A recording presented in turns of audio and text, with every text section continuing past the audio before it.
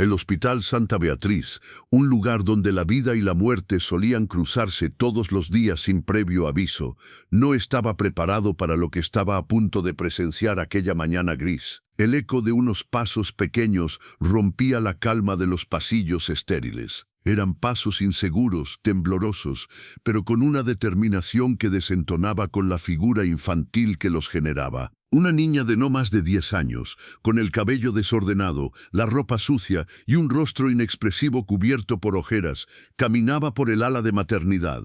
En sus brazos, apretado contra su pecho, llevaba algo que enmudeció a todos, un recién nacido. No lloraba, ni la niña ni el bebé. El silencio entre ambos era aún más perturbador que cualquier grito. Detrás de ella, varias enfermeras comenzaron a correr, primero con confusión, luego con pánico. «¡Deténganla! ¿De dónde salió esa niña? ¿Qué hace con ese bebé?», gritó una de ellas, soltando la carpeta que llevaba entre manos.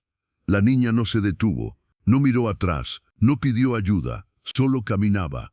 Y cada paso suyo era una súplica silenciosa, un grito de auxilio que nadie parecía entender, hasta que por fin se desplomó frente a la recepción, abrazando con fuerza al pequeño. Una enfermera se agachó de inmediato. «¿Estás bien? ¿Qué pasó? ¿Quién eres?». La niña levantó la mirada. Tenía los labios resecos, los ojos rojos de no dormir, y un hilo de voz apenas alcanzó a salir de su garganta. «No lo dejen morir, es mi hijo». La sala se congeló, el tiempo también. Su nombre era Isabela, aunque en su casa la llamaban simplemente Isa.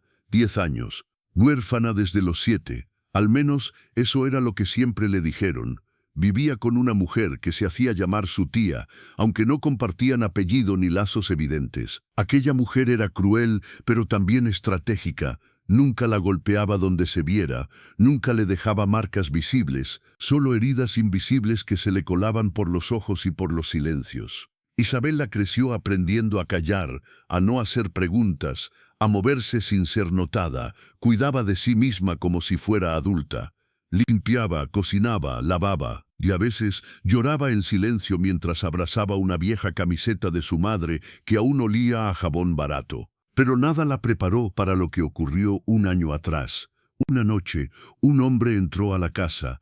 No dijo su nombre, solo la miró como si no fuera una niña, sino algo más. Desde ese día Isabela dejó de dormir tranquila. 9 meses después nació el bebé. El hospital llamó de inmediato a la policía y a servicios sociales. Una menor con un recién nacido. Era impensable, era ilegal, era inhumano.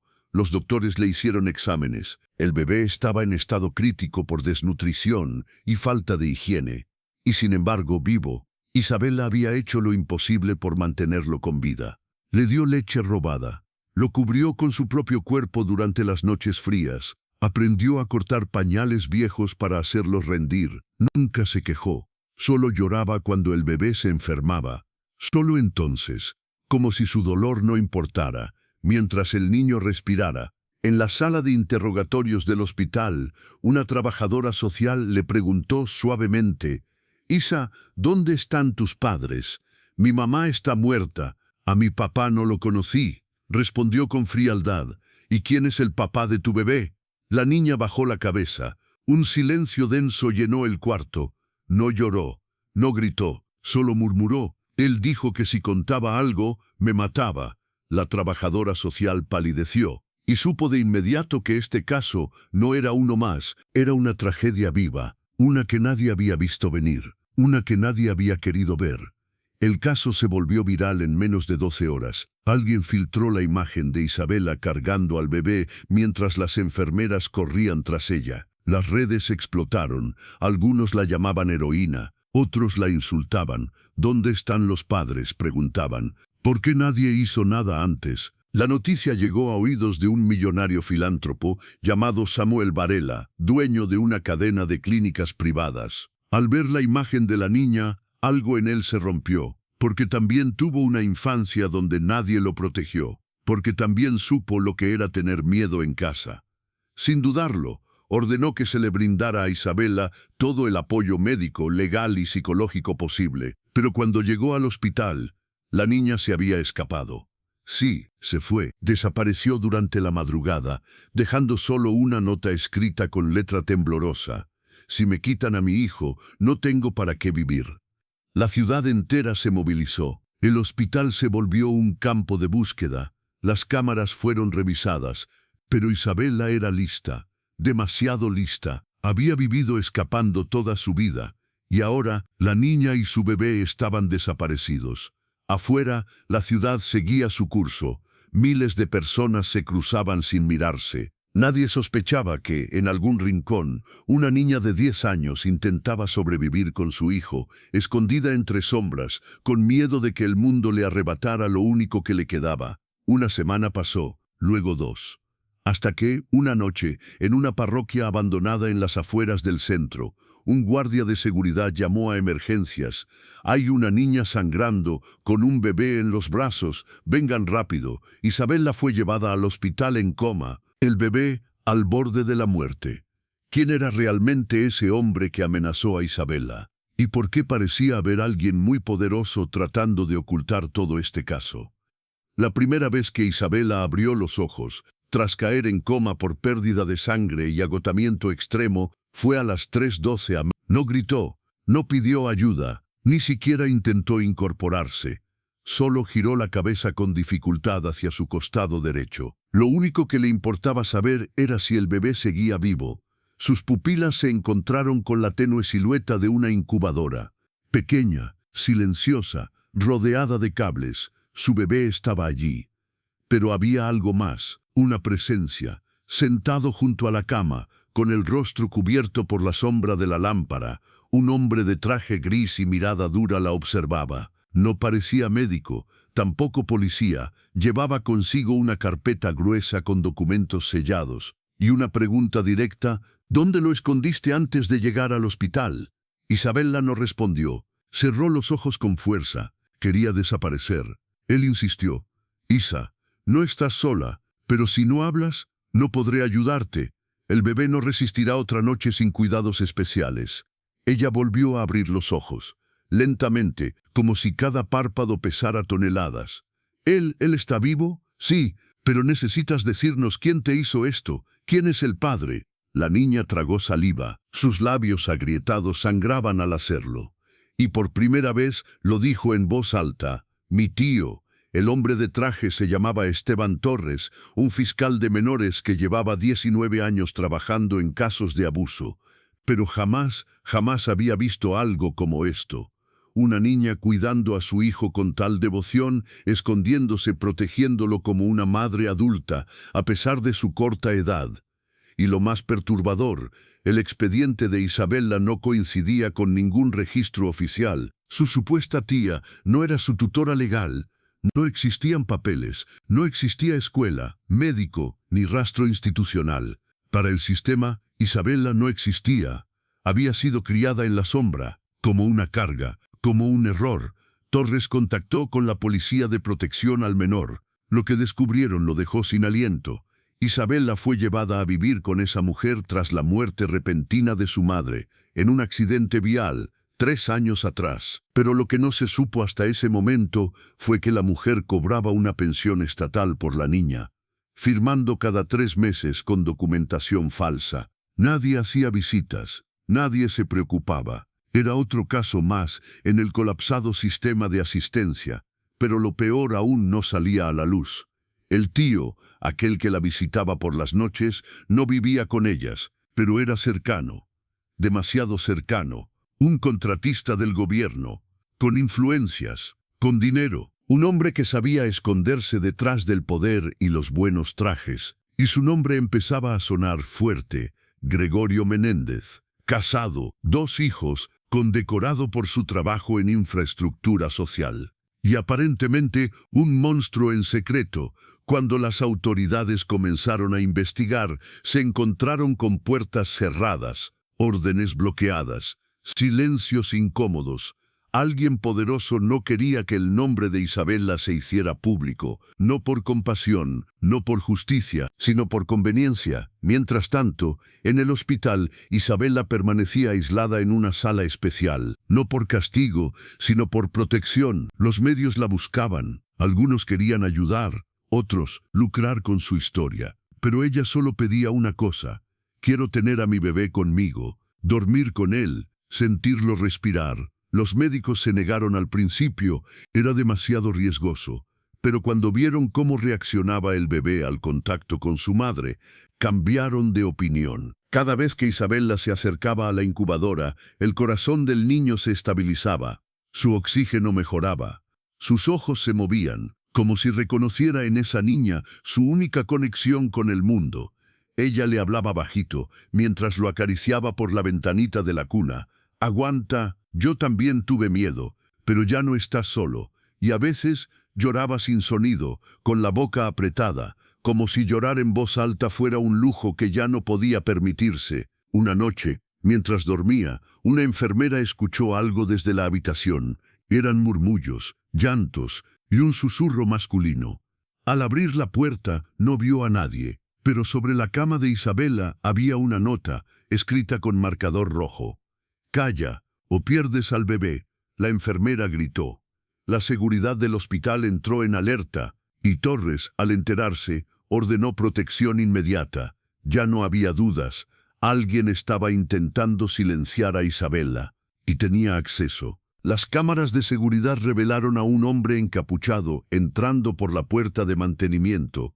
No robó, no agredió físicamente, solo entró, dejó la nota y desapareció. Pero cometió un error, dejó huellas, y ese sería el principio de su caída. En paralelo, Samuel Varela, el millonario que había ofrecido ayuda antes, reapareció, esta vez en persona. Pidió hablar con Isabella, solo unos minutos. Entró con una expresión suave, humilde, y con los ojos húmedos. Se sentó junto a ella, sin decir nada al principio. «Mi mamá también me dejó cuando era niño», dijo finalmente. «Nadie me protegió, y crecí pensando que la vida era así, injusta, cruel, hasta que conocí a alguien que me enseñó que no todos los adultos son malos. Y ahora quiero ser esa persona para ti. No tienes que aceptar, Isa. Solo quiero ayudarte». Ella lo miró largo rato. Luego bajó la vista. «¿Me puede ayudar a que no nos separen?». Él asintió. «Haré todo lo que esté en mis manos». Y lo hizo. Varela contrató a los mejores abogados de derecho familiar, convenció al hospital de permitir visitas conjuntas madre-hijo y presentó una solicitud para convertirse en tutor legal temporal de ambos, mientras el proceso judicial avanzaba.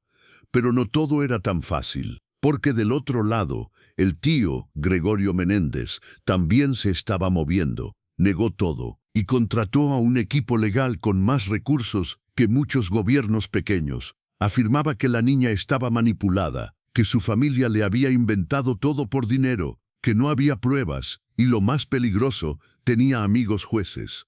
El juicio comenzaría en pocos días, y la única testigo clave era una niña traumatizada de 10 años. Isabella fue llevada con psicólogos, terapeutas, trabajadores sociales, cada uno con una opinión distinta, pero todos coincidían en una cosa: su nivel de madurez era anormal. Había desarrollado mecanismos de defensa propios de adultos, por necesidad, por sobrevivir. En una de las sesiones, la psicóloga le preguntó: «¿Qué es lo que más te dolió, Isa?». Ella pensó un segundo. No fue el dolor, fue que nadie preguntó. Silencio. La profesional no supo qué responder. El país entero comenzaba a dividirse. Había quienes dudaban de la niña. Otros la idolatraban, pero solo Isabella sabía lo que era tener miedo de dormir por si no despertaba. Solo ella conocía el frío del abandono, la vergüenza de ser vista como la niña del escándalo y el peso de proteger una vida cuando la suya apenas había comenzado. Y justo cuando parecía que las cosas no podían volverse más tensas, apareció una fotografía, una prueba, un documento que podría cambiarlo todo, pero esa historia pertenece al siguiente capítulo. ¿Qué contiene esa foto que nadie debía ver? ¿Y por qué alguien dentro del sistema judicial está dispuesto a destruirla antes del juicio? Si esta historia te está conmoviendo y te dejó con el corazón acelerado, entonces continúa hasta el final. Dale like, deja tu opinión en los comentarios y suscríbete para más historias reales, duras pero necesarias. Porque a veces, contar la verdad es el único camino hacia la libertad. Las imágenes llegaron a manos del fiscal Esteban Torres, dentro de un sobre Manila sin remitente. No había huellas, ni marcas, ni cámaras que captaran al mensajero. El sobre simplemente apareció sobre su escritorio en la fiscalía, un lunes a primera hora. Dentro, 3 fotografías impresas.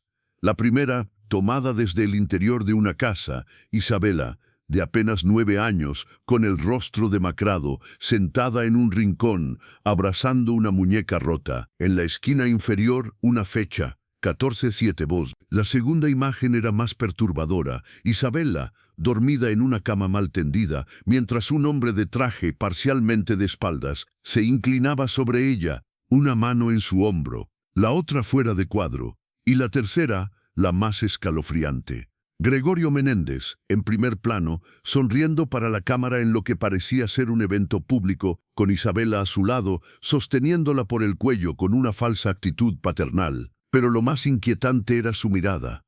No era la de un tío amoroso. Era una mirada de control, de dominio, como si supiera que nadie se atrevería a cuestionarlo. Esteban Torres sintió como un escalofrío le recorría la espalda. Aquellas imágenes eran más que pruebas, eran gritos atrapados en papel. Sabía lo que significaban, y también sabía que si esas fotos salían a la luz antes del juicio, alguien podría intentar matarlos a todos. Isabela estaba en la habitación 2/9 del hospital, ahora fuertemente custodiada. El bebé, a quien ella decidió llamar Matías, ya había ganado peso y respiraba con más fuerza, pero ella seguía sin sonreír. A veces parecía ausente, como si una parte de su alma se hubiera apagado para siempre. Samuel Varela, el empresario, era el único que lograba arrancarle alguna reacción. Llegaba cada tarde con libros, juguetes o ropa limpia. Pero más que eso, llegaba con presencia, con tiempo, con ojos que no juzgaban. Una tarde, mientras ella acomodaba a Matías en la cuna portátil, le preguntó, ¿por qué me ayudas? Tú no me conoces. Samuel la miró serio, porque cuando era niño nadie me ayudó a mí, y casi me pierdo. Me juré que si algún día tenía poder, lo usaría para que otro niño no sufriera lo que yo sufrí. Isabela bajó la mirada y dijo algo que él nunca olvidaría. No estoy acostumbrada a que la gente cumpla lo que promete. La defensa de Gregorio Menéndez comenzaba su ofensiva. Filtraron a la prensa datos manipulados, que Isabela era inestable, que había estado obsesionada con el bebé de una vecina y que todo había sido una fantasía inducida por abandono y estrés. Incluso presentaron una carta, falsificada, donde la madre de Isabela supuestamente pedía que su hija fuera criada por Gregorio tras su muerte. Los medios se dividieron. Algunos hablaban de la niña salvadora, otros de una menor manipulada con un trauma no confirmado. Isabela no leía los titulares, pero lo sentía en el aire, en la forma en que algunos médicos bajaban la mirada, en cómo algunas enfermeras susurraban cerca de su puerta.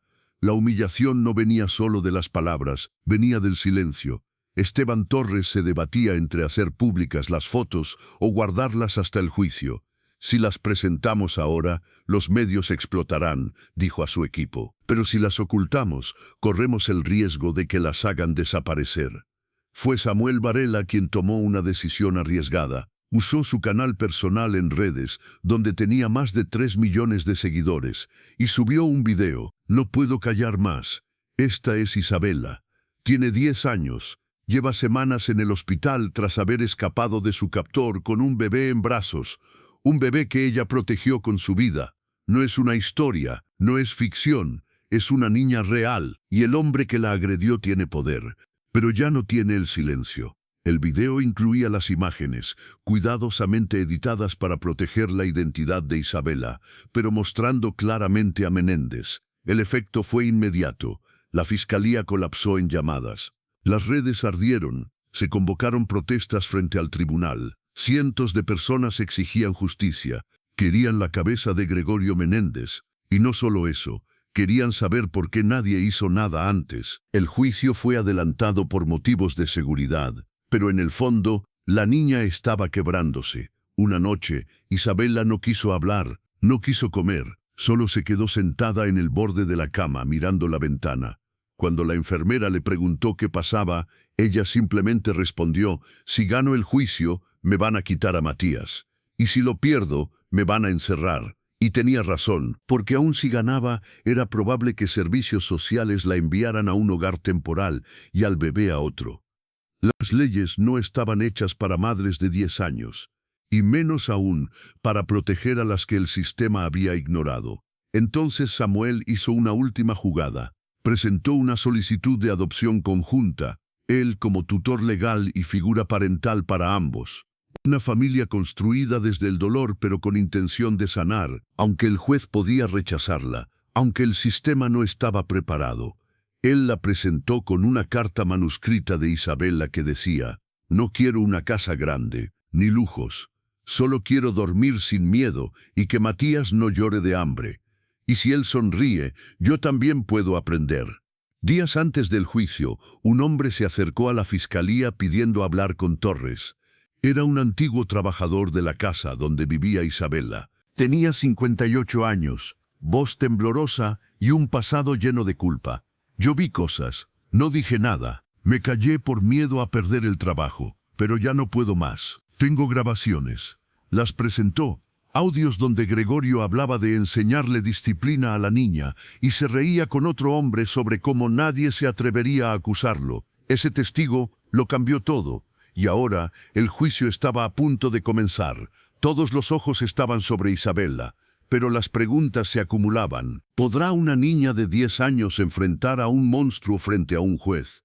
¿Y qué ocurrirá si el sistema falla de nuevo y decide proteger al poderoso? El juzgado familiar de la ciudad amaneció vallado.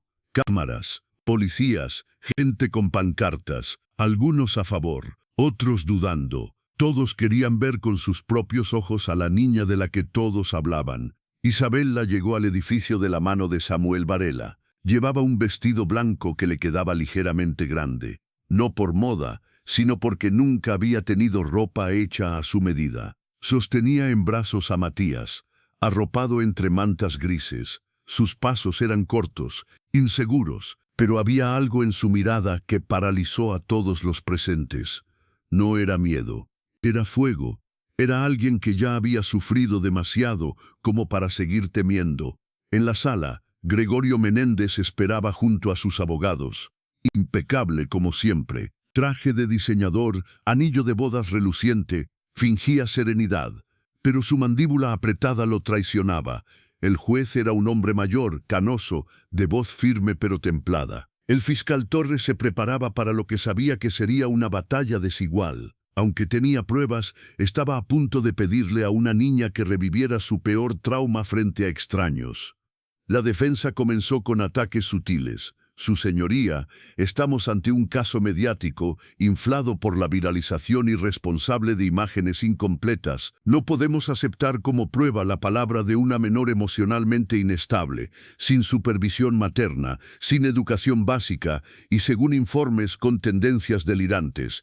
Isabella escuchaba en silencio. Además, la existencia de un hijo no implica un crimen. No hay pruebas directas de agresión. Solo el relato de una niña que podría haber sido manipulada por intereses ajenos, añadió el abogado defensor, mirando con sorna a Samuel Varela. El fiscal Torres se puso de pie. Señoría, presentaremos testimonios, grabaciones y documentos que desmienten cada una de esas afirmaciones. Pero antes, queremos que escuche a Isabella. Ella pidió hablar, y creemos que merece ser oída. El juez aceptó, y la sala se quedó sin aliento. La silla del testigo parecía enorme para ella. Los pies le colgaban, no llegaban al piso. El micrófono tuvo que bajarse 3 veces. El juez le sonrió con ternura. Isa, puedes hablar cuando estés lista. Nadie te va a presionar. La niña respiró hondo. Miró hacia Samuel, quien le dio un leve asentimiento. Luego giró hacia donde estaba Gregorio. Lo miró, directo a los ojos, por primera vez sin bajar la cabeza. Y comenzó. Mi mamá murió cuando yo tenía 7 años. Me dijeron que iría a vivir con una tía, pero nunca me trató como familia. Yo limpiaba la casa, cocinaba y no podía ir a la escuela. Una vez a la semana, venía él, señaló a Gregorio con el dedo tembloroso. Me traía dulces, me hablaba bonito. Y luego me decía que si decía algo, nadie me creería, que yo no era nadie, que hasta podía desaparecerme si quería. Las lágrimas le caían por las mejillas, pero no se detenía. Una noche me dolía todo. Me desperté con sangre, pensé que me iba a morir, pero no murió él, nació Matías. Silencio total. No sabía cómo cuidarlo, pero no podía dejarlo. Es mi hijo, no porque yo lo haya querido tener, sino porque él tampoco pidió venir. Es lo único que tengo, y si me lo quitan me muero. La defensa intentó invalidar el testimonio por falta de pruebas físicas directas, pero el fiscal presentó la serie de grabaciones entregadas por el testigo arrepentido, donde Gregorio se refería a la niña con palabras atroces. Luego vino el informe forense, ADN. El bebé compartía el 50% del código genético con Gregorio. Era el padre. El silencio de la sala se rompió con murmullos ahogados. El juez pidió orden. Gregorio palideció por primera vez, y entonces Torres fue por la estocada final. Su señoría, esta niña no solo fue víctima de abuso sexual, fue víctima de un sistema que permitió que viviera sin supervisión, sin escuela, sin amor. Ella crió a su hijo en la calle, mientras nosotros mirábamos hacia otro lado. No solo necesitamos justicia penal, necesitamos redención institucional. El juez bajó la mirada. Se tomó varios minutos antes de hablar. Declaró al acusado Gregorio Menéndez culpable de abuso agravado, violación de menores y falsificación de documentos. Ordenó su arresto inmediato. La sala estalló en gritos, gritos de rabia, de alivio. Gregorio fue esposado en el acto. Su esposa lloraba en silencio al fondo, completamente devastada. Pero había una última decisión que aún colgaba en el aire. ¿Qué pasaría con Isabela y Matías? Los abogados de servicios sociales argumentaron que una niña de 10 años no podía ejercer como madre legalmente. Aunque fuera biológicamente la madre, no tenía autonomía legal. Debía ir a un hogar transitorio. Y el bebé, a otro centro especializado. Isabela rompió a llorar por primera vez en el juicio, y Samuel se levantó. Su señoría, esta niña me pidió algo muy sencillo, dormir sin miedo. Yo puedo dárselo. He presentado una solicitud de tutela legal de ambos bajo supervisión continua del Estado, con acompañamiento psicológico, médico y escolar. No es convencional, pero tampoco lo es su historia. El juez lo miró fijo, y está dispuesto a cuidar de ella como si fuera su hija. Más que eso, respondió Samuel. Estoy dispuesto a aprender a ser el hombre que ella necesita. No vine a salvarla, vine a quedarme. Se decretó un receso. Afuera, las cámaras no paraban, pero adentro, el tiempo se detuvo. El juez regresó con los ojos visiblemente emocionados. A veces, la ley se hace para casos comunes, pero la justicia es para casos como este. Autorizo la tutela compartida de Isabela y Matías por parte del señor Varela, bajo supervisión trimestral del Estado, y ordeno atención psicológica especializada para ambos, de por vida si fuera necesario, porque lo merecen, porque ya no están solos. Isabela no entendió todo, pero supo que algo había cambiado. Samuel la abrazó. Por primera vez, ella se dejó abrazar, y por primera vez sonrió. Al salir del juzgado, los fotógrafos captaron una imagen que se volvería icónica.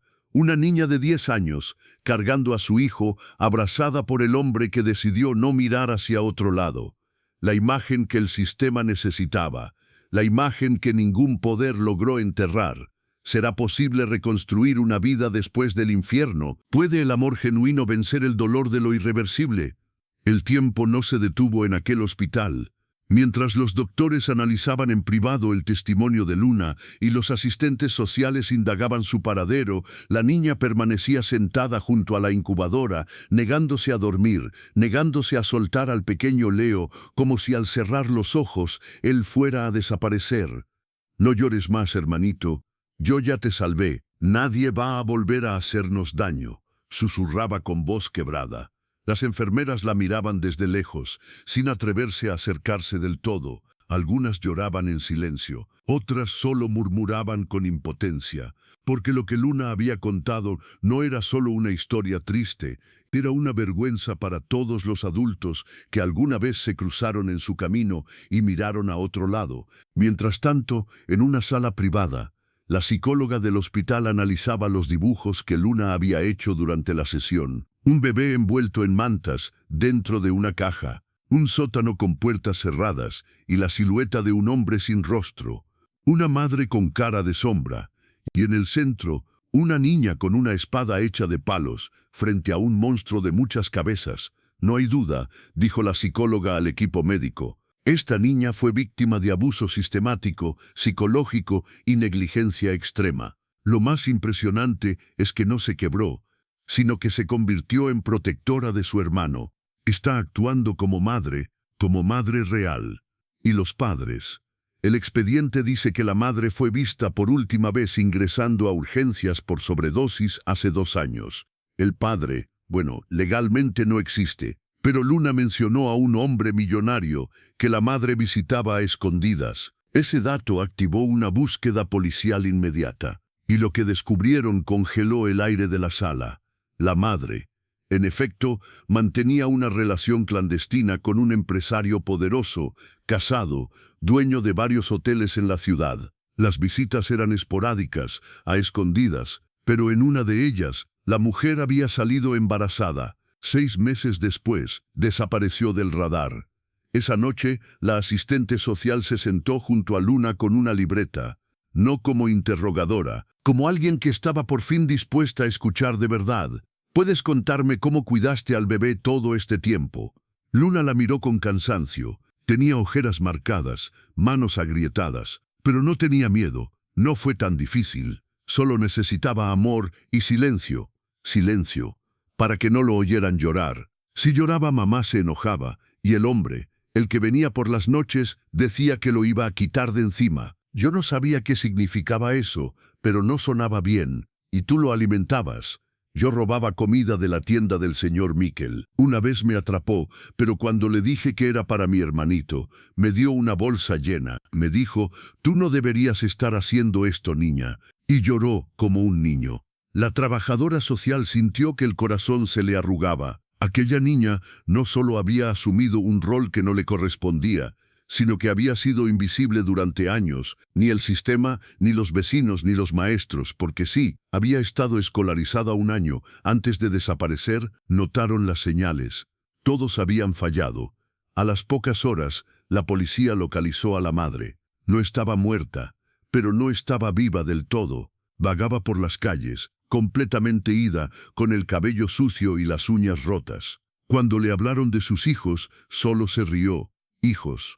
Yo no tengo hijos», gritó mientras golpeaba el suelo. «Ese par solo me arruinó la vida. Ese hombre me prometió una casa, un carro, una vida de lujo, pero me usó como basura». Y entonces lo dijo, el nombre del hombre, un nombre conocido en toda la ciudad. Leonardo Montserrat, magnate hotelero, rostro habitual de revistas de negocios, dueño de un emporio, y ahora posiblemente padre de un niño abandonado e indirectamente responsable de la tragedia de Luna. Cuando el informe llegó a manos de los abogados del hospital, se desató un escándalo interno. Nadie quería enfrentarse al poder de Montserrat, pero alguien lo hizo. Fue el doctor Aldana, un médico con más de 30 años de experiencia que había visto demasiadas injusticias. Sin pedir permiso, se presentó en la oficina del empresario. «Tengo algo que usted necesita escuchar», le dijo con firmeza. Montserrat, elegante, con reloj suizo y traje a medida, lo miró con arrogancia. «¿Una denuncia más? ¿Una carta de extorsión? ¿Qué quiere esta vez? No se trata de dinero. Se trata de una niña de 10 años y de un bebé que lleva su sangre».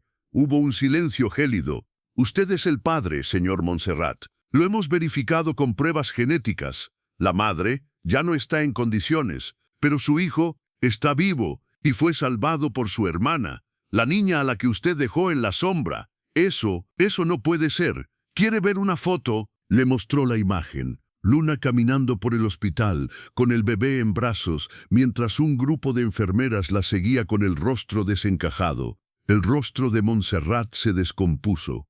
No vine a rogarle que actúe como padre, solo vine a avisarle que el país entero conocerá su nombre, y lo que ocultó durante 10 años. La noticia estalló como dinamita en los medios. Magnate millonario implicado en escándalo de abandono infantil, titulaban algunos. Una niña de 10 años expone los secretos de una familia podrida por el poder, decían otros. Pero entre todo el caos, Luna seguía en el hospital, sin saber nada. Su mundo seguía siendo su hermano.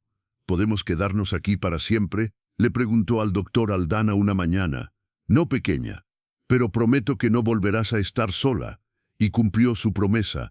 Esa misma semana, una familia, una pareja mayor, extrabajadores del hospital, que no pudieron tener hijos, solicitó la adopción de ambos niños, no por lástima, sino porque se enamoraron de la forma en que Luna protegía a Leo, como si su amor fuera un escudo contra todo el mundo. Mientras tanto, Montserrat fue citado a declarar. El caso se volvió nacional. Su imperio temblaba, pero lo que nadie esperaba era que él apareciera una noche en el hospital, solo, sin cámaras, sin abogados, con lágrimas reales. Se arrodilló frente a Luna, sin saber cómo hablarle. Lo siento, no sabía que existías, pero si tú me dejas, quiero enmendar lo que hice, quiero ayudarles. Luna lo miró fijo, no con odio, con algo más fuerte, con verdad. ¿Y por qué debería creerte? A los grandes siempre se les cree, hasta que destruyen a los pequeños. Silencio. Montserrat bajó la cabeza. No me creas, pero dame la oportunidad de demostrarlo.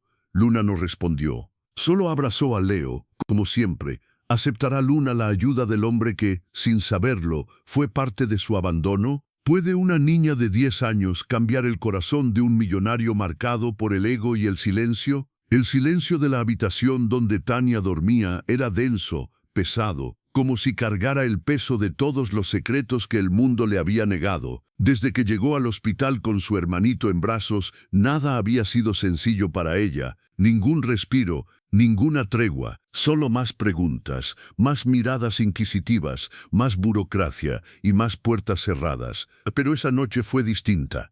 La abogada de servicios sociales, una mujer joven y curtida en dramas familiares, entró en la habitación sin la prisa habitual. En su rostro no había juicio, solo algo parecido al respeto. Se sentó en la silla frente a Tania, con las manos entrelazadas y una mirada que decía, «Ahora sí te estoy escuchando». Tania, con su cuerpecito tenso bajo las sábanas, la observó con esa mezcla de desconfianza y necesidad que solo los niños abusados aprenden a manejar. «Tania, tenemos algo que contarte», dijo la mujer con voz firme pero suave. La niña se incorporó lentamente, sus ojos no pestañearon. «¿Qué pasó con mi mamá?», preguntó. «Fue arrestada esta mañana. Está en custodia y probablemente enfrentará cargos graves». Tania asintió, pero su rostro no expresó alivio ni miedo. «¿Me van a separar de Mateo?», inquirió de golpe, como si esa pregunta estuviera clavada en su garganta. «No, si podemos evitarlo. De hecho, encontramos algo importante sobre tu padre biológico». La niña parpadeó. «¿Mi papá? Mamá dijo que estaba muerto. Eso no es cierto. Tu madre mintió. Él está vivo y lleva años intentando encontrarte». Silencio. Tania tragó saliva. Su mente corría a 1000 por hora. «¿Cómo se llama?», preguntó casi con miedo. «Leonardo Salinas. Tiene 35 años. Y la abogada titubeó, es médico, cirujano. Trabaja en una clínica privada aquí, en Lima». Las palabras rebotaron en el interior de la niña como si fueran ajenas, imposibles, inventadas. «¿Un doctor buscándome a mí?», la abogada sonrió. «Tiene una carpeta llena de cartas, de denuncias, de trámites frustrados. Lo sacaron de tu vida antes de que nacieras, pero no se rindió». Tania por primera vez en días se quebró. Las lágrimas que salieron no eran de tristeza, sino de una angustia antigua que por fin encontraba grietas por donde fugarse. «Él me quiere». La abogada se acercó, le tomó la mano. «Tania lloró cuando le mostramos tu foto». La primera vez que Leonardo vio a Tania fue a través del cristal de la UCI pediátrica.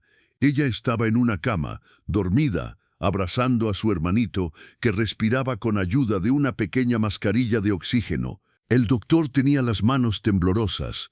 Había soñado tantas veces con ese momento que no sabía si debía entrar corriendo o quedarse paralizado, pero entonces ella despertó y lo vio.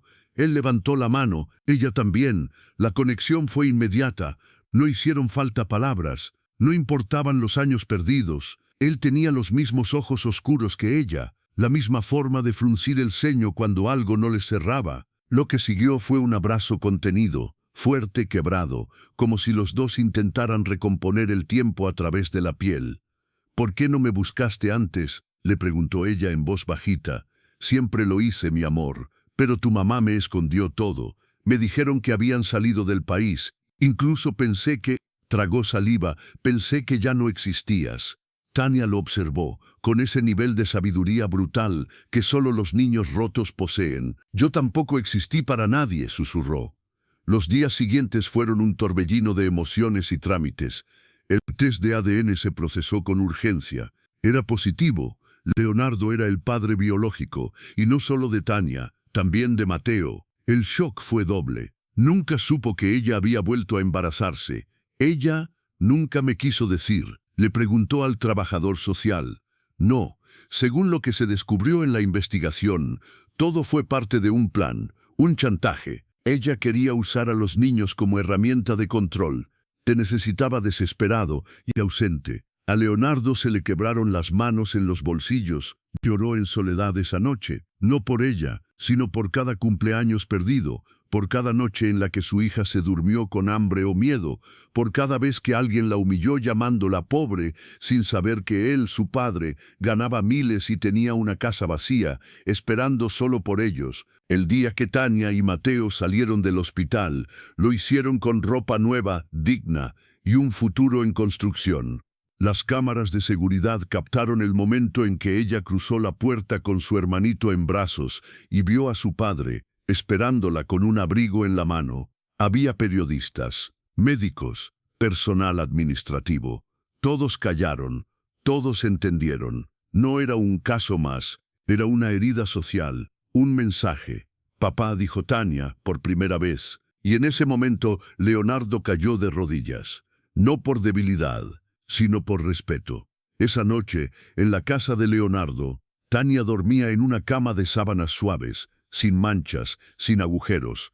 Mateo respiraba tranquilo en una cuna blanca con dibujos de ositos. Afuera, llovía con suavidad. Dentro, solo se escuchaba el sonido del corazón de un padre que por fin podía latir sin culpa. Pero aunque la tormenta había pasado, una última batalla los esperaba.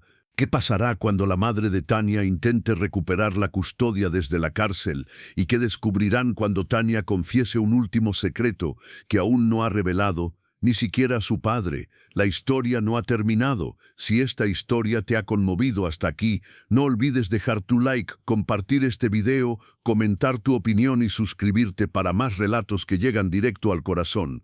Tu apoyo nos ayuda a seguir contando historias que merecen ser escuchadas. Los días que siguieron al reportaje fueron una mezcla de esperanza y caos. Las redes sociales estallaron. La fotografía de la niña de trenzas con la manta azul en brazos apareció en todos los medios y los rostros de médicos, trabajadoras sociales y vecinos que la defendieron fueron elevados al nivel de héroes. Pero para Ángela, la verdadera guerra recién comenzaba.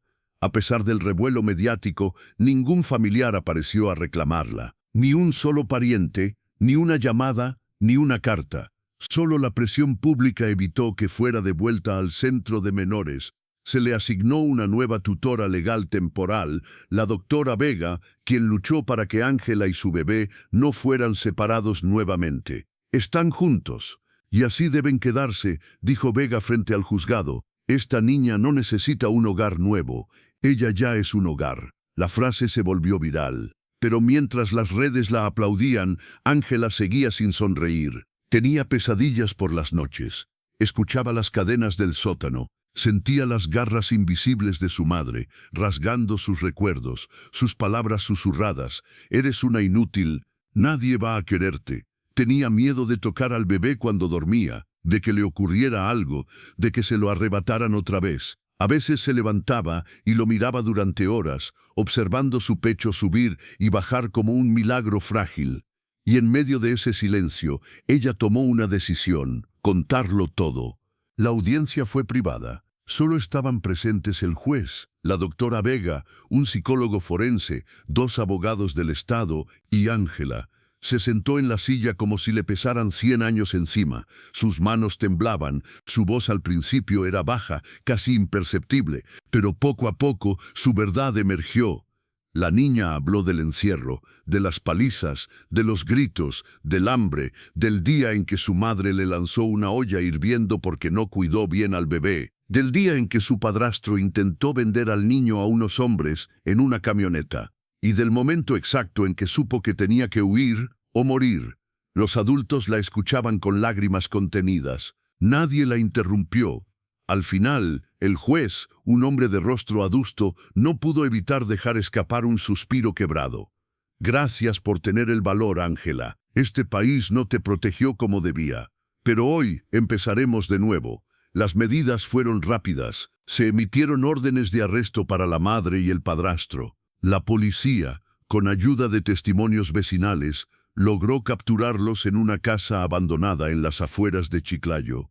La madre, al ser detenida, gritaba insultos que nadie quería escuchar, pero lo que más impactó fue lo que encontraron en sus pertenencias: cartillas de adopción falsas, una lista con nombres de personas interesadas en bebés, fotografías de Ángela desde que tenía 6 años, como si hubiera sido mercancía.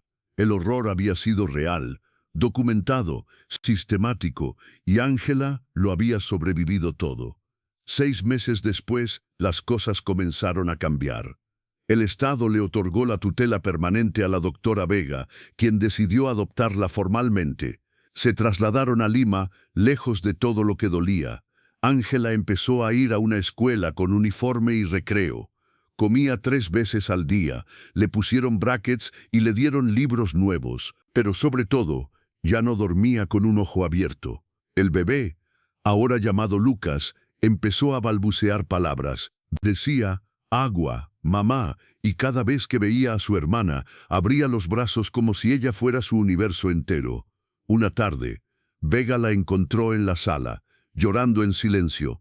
«¿Qué te pasa, mi amor?» Y Ángela solo dijo: «Es que no sabía que esto también existía». 5 años después, Ángela fue entrevistada por una fundación que lucha contra el maltrato infantil.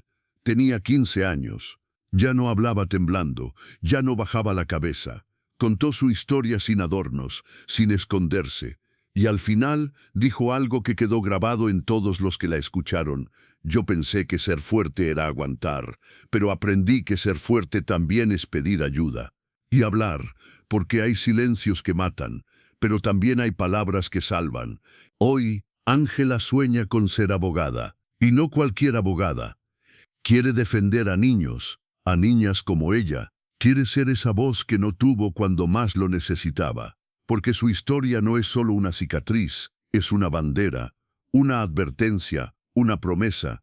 Y cada vez que alguien pregunta quién fue esa niña que llegó al hospital con un bebé en brazos, alguien responde: esa niña cambió el sistema, con miedo, con dolor, pero también con amor.